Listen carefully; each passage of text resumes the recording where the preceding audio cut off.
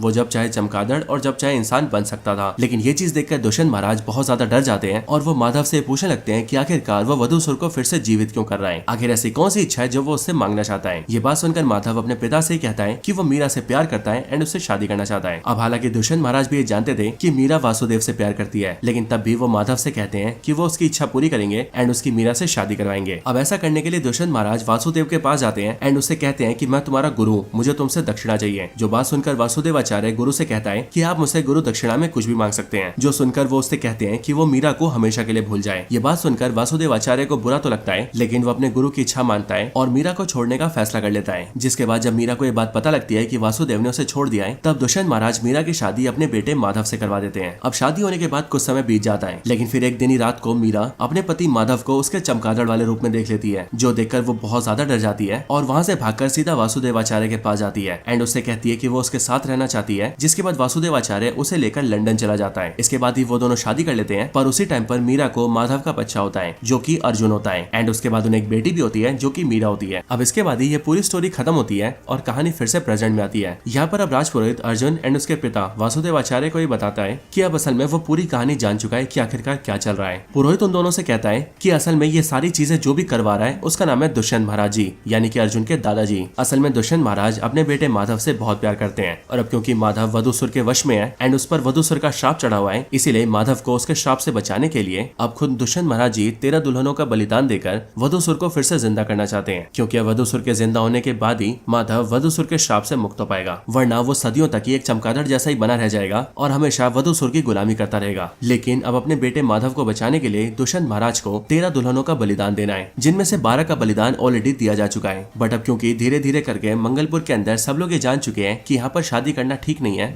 इसीलिए अब यहाँ पर कोई शादी नहीं करता है। पर लोग यहाँ पर शादी करें इसके लिए दुष्यंत महाराज जी ने खुद ही इस बात को फैलाना शुरू कर दिया कि मंगलपुर के अंदर अब शादी किया जा सकता है और अब मधुसुर का मंगलपुर पर कोई भी इन्फ्लुएंस नहीं है। लेकिन जब उनके कई बार कहने पर भी कोई इस बात को नहीं माना, तब उसके बाद जाकर उन्होंने ये प्लान बनाया कि वो अपनी पोती की शादी यहाँ पर करवाएंगे। और ऐसा करने के लिए उन्होंने अपनी मौत को फेक दिखाया एंड अपने विल के जरिए तुम लोगों को यहाँ पर बुलाया, क्योंकि वो तुम लोगों के बारे में सब कुछ जानते थे और उन्हें पता था कि कब तुम्हारी बहन की शादी फिक्स होने वाली है। इसलिए बिल्कुल उसी टाइम पर उन्होंने तुम लोगों को यहाँ पर बुलवाने का प्लान बनाया एंड उन्हीं के बनाए हुए प्लान के हिसाब से अब तुम लोग यहाँ पर हो और अर्जुन तुम्हारी बहन की शादी भी उसी बंगले के अंदर फिक्स हो चुकी है। अब इसके बाद पुरोहित अर्जुन एंड उसके पिता से कहता है कि कुछ भी करके शादी को रुकवा दो या फिर शादी को मंगलपुर के बाहर करवाओ। लेकिन जब अर्जुन मीरा के होने वाले हस्बैंड यानी कि राहुल की फैमिली से बात करता है, तब उसे पता लगता है कि उनकी फैमिली का भी एक पुरोहित है जिसने शादी की तिथि फिक्स कर दी है और अब वो उस दिन के बाद शादी करने के लिए अलाउ नहीं कर रहा है। साथ ही साथ अब सबको न्योता दिया जा चुका है, इसलिए सब लोग शादी में शामिल होने के लिए मंगलपुर के अंदर आ भी चुके हैं। और अब क्योंकि अर्जुन सभी लोगों को वधूसुर और मंगलपुर की सच्चाई नहीं बता सकता, इसीलिए अब उसके लिए शादी को कैंसिल करना या फिर पोस्टपोन करना भी बहुत ज्यादा मुश्किल हो गया है, क्योंकि बिना कोई वैलिड रीजन जाने कोई भी शादी पोस्टपोन करने के लिए मानेगा ही नहीं। अब इसके लिए अर्जुन पुरोहित से पूछता है, जिस पर पुरोहित उससे कहता है कि अगर ऐसी बात है और शादी को टाला नहीं जा सकता तो तुम शादी को दिन में कंप्लीट करके अपनी बहन को यहाँ से बाहर ले जाना और अंधेरा होने से पहले मीरा को इस बॉर्डर से दूर ले जाना। लेकिन अब इसके ऊपर एक और समस्या आती है और वो समस्या ये होती है कि मीरा का जो होने वाला पति होता है यानी कि राहुल, उसका जो राज पुरोहित होता है वो ये समय निकालता है कि शादी जो होगी वो रात के 8 बजे होकर रहेगी। ये बात सुनकर अर्जुन और उसके पिता अड़ जाते हैं एंड वो कहते हैं कि शादी दिन में होगी वरना नहीं होगी। अब इस बात की वजह से विवाद हो जाता है और मीरा की शादी कैंसिल हो जाती है, क्योंकि as of course Arjun and उसके पिता मीरा की शादी किसी और से करवा सकते थे पर उसे खो नहीं सकते थे। लेकिन असल में मीरा की शादी टूटते ही मीरा बहुत ज्यादा दुखी हो जाती है और वो मरने तक की बात करने लगती है, जिस बात से दुखी होकर अर्जुन एंड उसके पिता उसकी शर्त मान लेते हैं और वो शादी रात में करवाने के लिए मान जाते हैं। लेकिन साथ ही अर्जुन ये प्लान करता है कि अब चाहे जो भी हो जाए वो अपनी बहन की शादी रात में तो करवाएगा पर किसी भी तरीके से वधूसुर को अपनी बहन को ले जाने नहीं देगा। अब इसके बाद ही शादी वाली रात आती है जिस रात शादी होती है और साथ ही साथ अर्जुन पूरे बंगले में बहुत सारी लाइट जलवाता है ताकि वधूसुर का चेला यानी कि उसका पापा माधव यहाँ पर आई ना पाए। लेकिन दोस्तों शादी होने के ठीक बाद ही हम ये देखते हैं कि वधूसुर का चेला यानी कि उसका पापा माधव जो कि चमगादड़ बन के घूम रहा था और वधूसुर के लिए सारी कन्याओं को उठा रहा था, वो उस बंगले के अंदर एंटर होता है और धीरे धीरे करके सारे जनरेटर ऑफ करके हर जगह अंधेरा कर देता है। इसके बाद ही अर्जुन अपनी बहन को बचाने के लिए उसे कमरे में डाल देता है, लेकिन माधव मीरा को उस कमरे से उठाकर ले जाता है और उसे लेकर सीधा जंगल में वधूसुर के मंदिर जाता है, जहाँ पर पहले से ही माधव का फादर यानी कि दुष्यंत महाराज जी वधूसुर को जिंदा करने की तैयारी कर रहा था और वहाँ पर ही वो लोग अब मीरा की बलिदान की भी तैयारी करते हैं। इधर अर्जुन को जैसे पता लगता है कि उसकी बहन गायब है, वैसे ही वो ये समझ जाता है कि हो ना उसकी बहन वधूसुर के मंदिर में ले जाई गई होगी और इसीलिए वो बिना देरी किए जल्दी से वहाँ पर जाता है और वहाँ पर ही अपनी बहन को देखता है जो कि बेहोश होती है। अर्जुन को देखकर उस पर माधव हमला करता है, जिसके बाद ही उन दोनों के बीच लड़ाई स्टार्ट हो जाती है और उस लड़ाई में माधव अर्जुन को बहुत बुरी तरह से पीटता है। लेकिन तभी अर्जुन के हाथों में उस अप्सरा वाले पेड़ का एक टुकड़ा आता है जो कि असल में एक लंबा सा लकड़ी का टुकड़ा होता है और अब क्योंकि उस अप्सरा वाली लकड़ी के अंदर भी बिजली की ताकत होती है, इसलिए अर्जुन उस लकड़ी को सीधा माधव की बॉडी में घुसा देता है, जिससे माधव की मौत हो जाती है। एंड फिर इसके बाद ही अर्जुन अपने दादा के पास जाता है यानी कि दुष्यंत महाराज के पास और उसे भी आग के अंदर गिरा के मार देता है। एंड फिर इसके बाद ही अर्जुन अपनी बहन को लेकर वहाँ से बाहर आ जाता है। अब दोस्तों इस तरह से पूरी स्टोरी एंड होती है और कहानी फिर से उसी रेलवे स्टेशन पर आ जाती है जहाँ पर वो बूढ़ा इंसान उन 4 दोस्तों को ये पूरी कहानी सुना रहा था। और दोस्तों इस पूरी स्टोरी के एंड होने के बाद हमें पता लगता है कि असल में वो बूढ़ा इंसान जो कि स्टोरी सुना रहा था वो और कोई नहीं बल्कि वो खुद अर्जुन ही था। हम जानते हैं कि अर्जुन ने अपनी बहन की शादी करवाने के बाद उसकी लाइफ को सेटल कर दिया और तब से खुद मंगलपुर के अंदर ही रुक गया ताकि वो यहाँ रहकर खुद ये मेक श्योर कर सके कि वधूसुर को फिर से कोई जीवित न कर दे। और तब से लेकर इतने सालों तक वो यहाँ पर यही काम कर रहा है। लेकिन फिर दोस्तों इसके साथ ही ये पूरी मूवी खत्म हो जाती है। तो दोस्तों यही थी वीडियो भूत बंगला मूवी की कंप्लीट स्टोरी के ऊपर। आपको इस मूवी की स्टोरी और ये वीडियो कैसी लगी ये आप मुझे कमेंट्स के अंदर जरूर बताना और अगर आपका कोई और रिकमेंडेशन हो तो वो भी कमेंट्स के अंदर बता सकते हैं। बाकी वीडियो पसंद आई हो तो वीडियो को लाइक करना और चैनल को सब्सक्राइब नहीं करा तो जल्दी से चैनल को भी सब्सक्राइब करके बगल के बेल आइकन को ऑल पर सेट कर लेना ताकि आप हमारे चैनल की सारी लेटेस्ट वीडियो सबसे पहले देख सकें। बाकी आज की वीडियो में इतना ही। इस वीडियो को यहीं पर एंड करते हैं। मैं मिलता हूँ आपसे ऐसी किसी और बेहतरीन वीडियो में, तब तक के लिए गुड बाय।